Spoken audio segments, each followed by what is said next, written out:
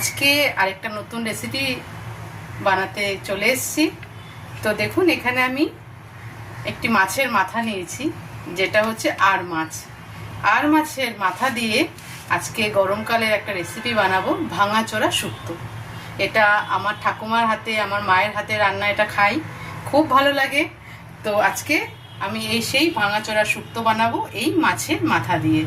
তো আজকে আর মাছের মাথা দিয়ে যে ভাঙাচোরা শুক্তো বানাবো, সেই রেসিপিটা আজকে আপনাদের সঙ্গে আমি শেয়ার করব।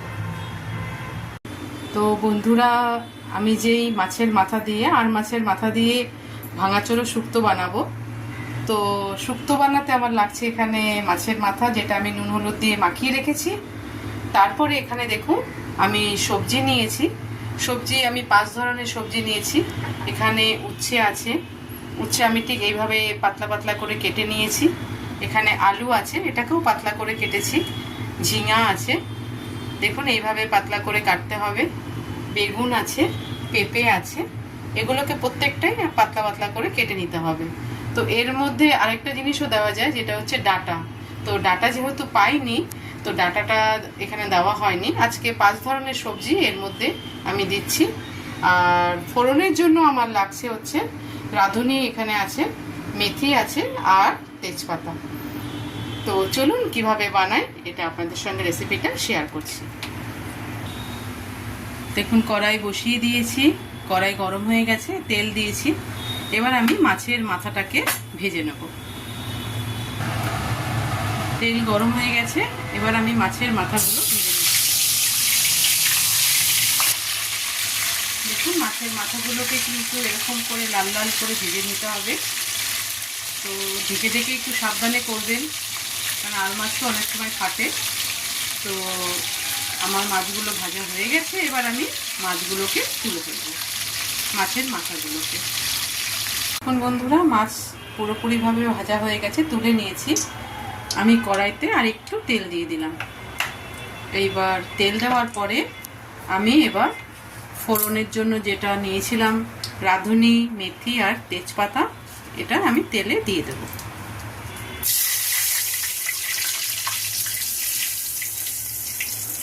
এক এক করে দিয়ে দেবো। প্রথমে তেজপাতা দিলাম, তারপর রাঁধুনি, মেথি একসাথে দিয়ে দেবো। একটু হালকা নাড়াচাড়া করে দেবো যতক্ষণ একটু সুগন্ধ আসে। মেথি আর রাঁধুনি খুব সুন্দর একটা সেন্ট আসে।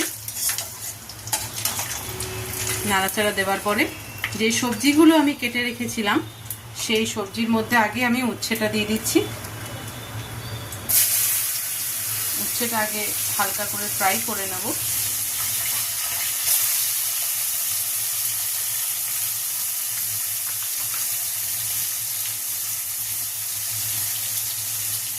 উচ্ছেটা ফ্রাই করে নেবে আগে,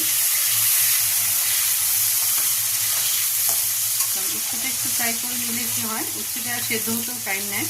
একটু হালকা ফ্রাই করে নিলে টেস্টও খুব ভালো হয়। ফ্রাই করে নিলে তেতো ভাবটাও কিন্তু কম হয়। আমি 2-3 মিনিট উচ্ছেটাকে আমি ভেজে নিয়েছিলাম। এবার আমি এক এক করে মশলা দিয়ে দেবো, মশলা বলছি, সবজি দিয়ে দেবো।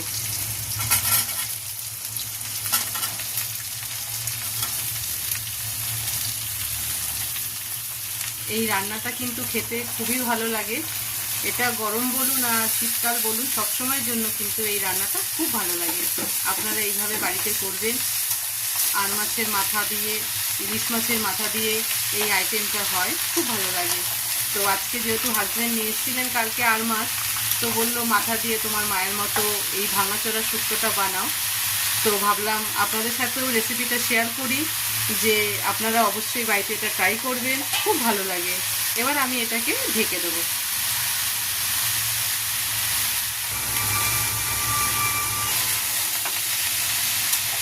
দেখুন আমি আরেকবার একটু নেড়ে চেড়ে দিচ্ছি। আমি কিন্তু এখনো অবধি এর মধ্যে নুন হলুদ দিইনি, কারণ নুন হলুদ যদি আমি দিয়ে দেবো তাহলে কিন্তু জল ছেড়ে যাবে।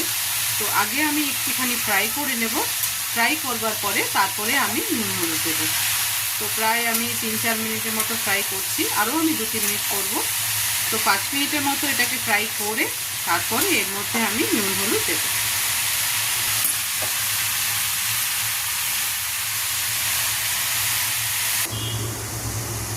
তো দেখুন মাছে কিন্তু আমি 2-3 বার ঢাকনাটা তুলেছিলাম, তুলে কিন্তু নাড়াচাড়া দিয়ে নিয়েছি।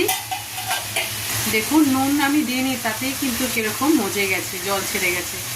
তো এবার আমি এর মধ্যে টেস্ট অনুযায়ী লবণ দিয়ে নিচ্ছি, আর প্রয়োজন মতো আমি হলুদ দিচ্ছি। এখানে 1 চামচের মতো হলুদ দেবো প্রথমে, যদি লাগে তারপরে আবার দেব। নুন হলুদ দিয়ে একবার নাড়াচাড়া করে দিয়ে তার মধ্যে আমি আরেকটা মেইন জিনিস দেবো, শুক্তোর যেটা মেইন ইনগ্রিডিয়েন্টস, সেটা হচ্ছে আদা। এখানে আমি প্রায় 2.5 চামচের মতো, এই বড় চামচে দেখুন টেবিল স্পুন আছে, 2 চামচের আদা বাটা নিয়ে নিয়েছি। এবার এটাকে আমি নাড়াচাড়া করে দিয়ে এর মধ্যে আদা বাটাটা দিয়ে দেবো।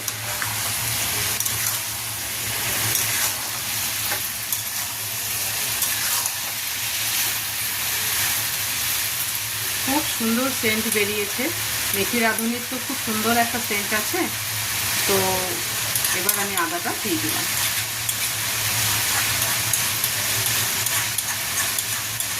খুব সিম্পল, খুব তাড়াতাড়ি হয়ে যায়, আর খেতে তো অসাধারণ।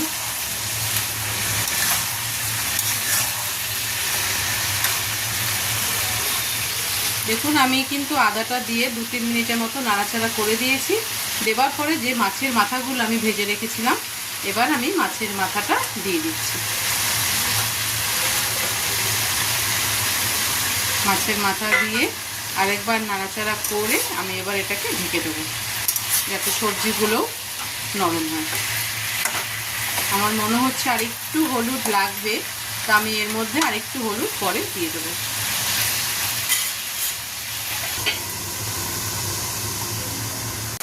দেখুন সবজিগুলো পুরো কিন্তু সেদ্ধ হয়ে গেছে। আমি মাছের মাথাগুলো খুন্তির সাহায্যে ভেঙে নেব, যাতে পুরো সবজির সাথে মেখে যায় আর খেতেও খুব টেস্ট হয়। এইভাবে ধীরে ধীরে এইভাবে করে নিতে হবে।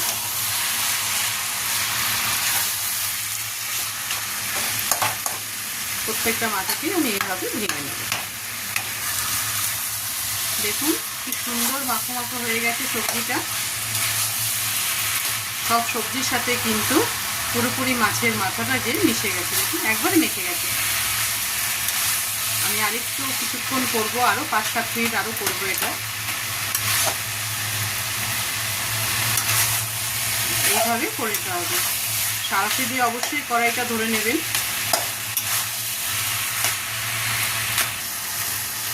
আমি একটু লবণ দিয়ে নিয়েছিলাম টেস্ট করে নেওয়ার পরে। এবার আমি লাস্টে 1 চামচের মধ্যে চিনি দিয়ে দিচ্ছি। চিনিটা কিন্তু অবশ্যই দিতে হবে, তাহলে টেস্ট আরও বাড়ে, খুব ভালো লাগে। এবার চিনি দিয়ে আমি নাড়াচাড়া করব, করে এবার আমি নামিয়ে ফেলব।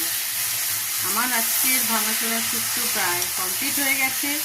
এইবার এটা রেডি টু সার্ভ করার জন্য এটা তৈরি হচ্ছে। তো এবার আমি এটাকে প্লেটিং করব। এইভাবে যখন হয়ে যাবে, দেখবেন সব সবজিগুলো এক জায়গায় জড়ো হয়ে গেছে, তখনই মনে করবেন এটা সেদ্ধও হয়ে গেছে আর এই সবজিটা তরকারিটাও কমপ্লিট হয়ে গেছে। এবার আমি এটাকে নামিয়ে ফেলব।